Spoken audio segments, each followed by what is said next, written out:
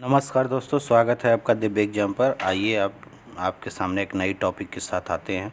भारत के प्रधानमंत्री जो 1947 से लेकर 2024 तक के प्रधानमंत्रियों का कालक्रम देखेंगे। इससे एक प्रश्न पूछ देता है वनडे एग्ज़ाम में। तो 1947 से लेकर 2024 तक के प्रधानमंत्री के कार्यकाल की बात करेंगे तो सबसे पहली बात आएगी जवाहरलाल नेहरू की। तो जवाहरलाल नेहरू को आप जानते हैं 57 ईयर की एज में प्राइम मिनिस्टर बने थे और 15 अगस्त 1947 को प्रधानमंत्री पद इन्होंने संभाला था और 27 मई 1964 को इनके जो है कि देहांत हो जाने के कारण ये जो है कि इनका जो है कार्यकाल समाप्त हुआ। 16 साल और 286 दिन यानी कि करीब करीब 17 साल तक ये प्राइम मिनिस्टर रहे थे।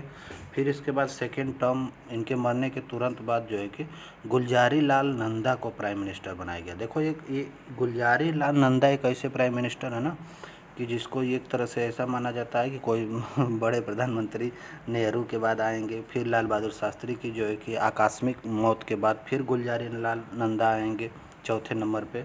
तो गुलजारी लाल नंदा बने और वो कुछ ही दिनों के लिए बने, यानी कि 10, 12, 13 दिनों के लिए प्राइम मिनिस्टर बने, 13 दिनों के लिए।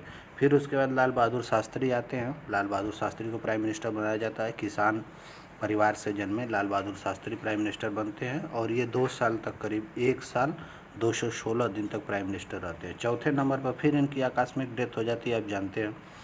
तो फिर गुलजारी लाल नंदा को बना दिया जाता है। एक तरह से ये मरने के बाद तुरंत जो है कि आने वाले प्राइम मिनिस्टर टाइप लग रहे हैं। फिर इनको बनाया गया। हालांकि प्राइम मिनिस्टर का जो है कि माननीय प्राइम मिनिस्टर होते हैं, यह संवैधानिक पोस्ट है। ये 13 दिन के लिए दूसरी बार फिर प्राइम मिनिस्टर बनते हैं। 5वें नंबर की बात करेंगे, चौथे नंबर की। चौथे नंबर के प्राइम मिनिस्टर आ जाती हैं इंदिरा गांधी। 48 साल की उम्र में ये प्राइम मिनिस्टर बनती हैं बच्चों, और 11 साल 59 दिन तक प्राइम मिनिस्टर रहती हैं। और 24 मार्च 1977 को इनका कार्यकाल जो है कि ख़त्म हो जाता है। फिर इसके बाद मोरारजी देसाई जनता पार्टी की सरकार बन जाती है। आप जानते हैं सबसे 81 साल की उम्र में प्राइम मिनिस्टर, यानी सबसे ज़्यादा उम्र दराज जो है कि प्राइम मिनिस्टर यही दिख रहे हैं अभी तक। 5वें नंबर के प्राइम मिनिस्टर थे और इन्होंने भी जो है कि 2 साल 126 दिन तक अपना कार्यकाल कंप्लीट किया। फिर चरण सिंह, इन्हीं की पार्टी में सारे लोग जनता दल में जुड़े हुए थे, तो उसी में से मोरारजी देसाई, चरण सिंह। तो चरण सिंह को प्राइम मिनिस्टर बनने का मौका मिलता है और 170 दिन तक ये प्राइम मिनिस्टर रहते हैं।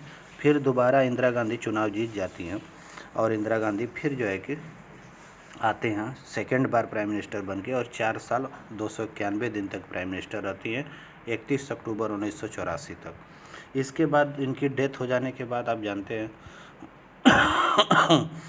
राजीव गांधी को प्राइम मिनिस्टर बनाया जाता है और ये 40 साल की उम्र में प्राइम मिनिस्टर बनते हैं।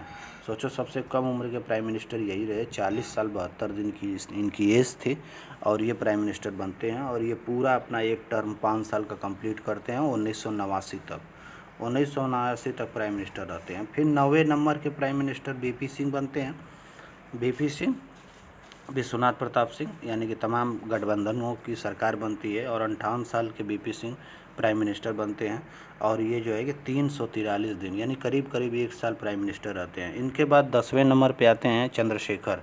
चंद्रशेखर भी जो है कि 223 दिन तक प्राइम मिनिस्टर रहते हैं, भारत के 10वें नंबर के हैं और 10 नवंबर 1990 से लेकर 21 जून 1991 तक प्राइम मिनिस्टर रहते हैं।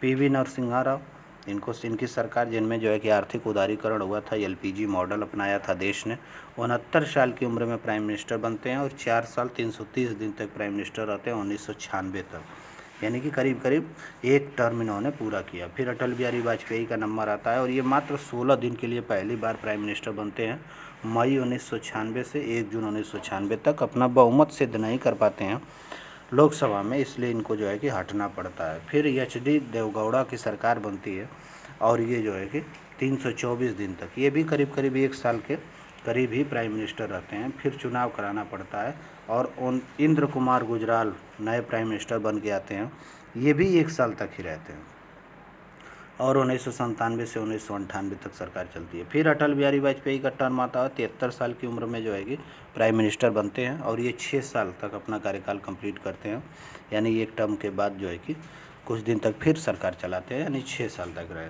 फिर मनमोहन सिंह प्राइम मिनिस्टर बनते हैं 71 साल की उम्र में और ये 10 साल और 4 दिन तक प्राइम मिनिस्टर बने रहते हैं, यानी 2 टर्म जो है कि सरकार, कांग्रेस की सरकार बनी रहती है।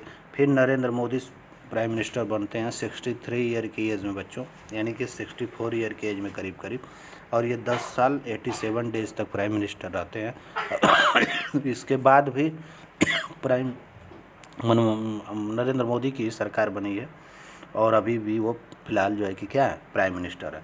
तो इस तरह सभी प्राइम मिनिस्टरों का काल आपने देखा। आपने ये भी देखा कि सबसे कम उम्र के प्राइम मिनिस्टर राजीव गांधी जी रहे, और उसके बाद दूसरे नंबर पे कम उम्र की इंदिरा गांधी रही। अच्छा, सबसे बुजुर्ग नेता की बात करें जो प्राइम मिनिस्टर बने, तो आप देख ही रहे थे मोरारजी देसाई 81 साल की उम्र में प्राइम मिनिस्टर बने थे। ठीक है, सबसे ज़्यादा दिन तक प्राइम मिनिस्टर बनने का अभी तक रिकॉर्ड 16 साल 286 दिन, करीब करीब 17 साल तक रहा। यानी प्राइम मिनिस्टर नरेंद्र मोदी इस बार कार्यकाल कंप्लीट भी कर लेंगे, तब भी इनका जो है कि टोटल कितना होगा, आप ऐड कर लीजिए, 15 साल 16 साल करीब ये भी हो जाएगा। तो यही दो प्राइम मिनिस्टर रहे जो सबसे लंबे समय तक रहे। दूसरे नंबर की बात करोगे तो इंदिरा गांधी का नंबर आता है। देखो बच्चों, इंदिरा गांधी के बारे में हम आपको बता दें, इंदिरा गांधी जब प्राइम मिनिस्टर बनी तो पहली बार वो कितने साल तक कंटिन्यू की थी? पहली बार वो 11 साल कंटिन्यू की थी, और दोबारा जब वो प्राइम मिनिस्टर बनी थी इंदिरा गांधी तो 4 साल, यानी कि 11 4 15, हाँ 15 16 साल करीब करीब ये भी प्राइम मिनिस्टर रही आपके देश की।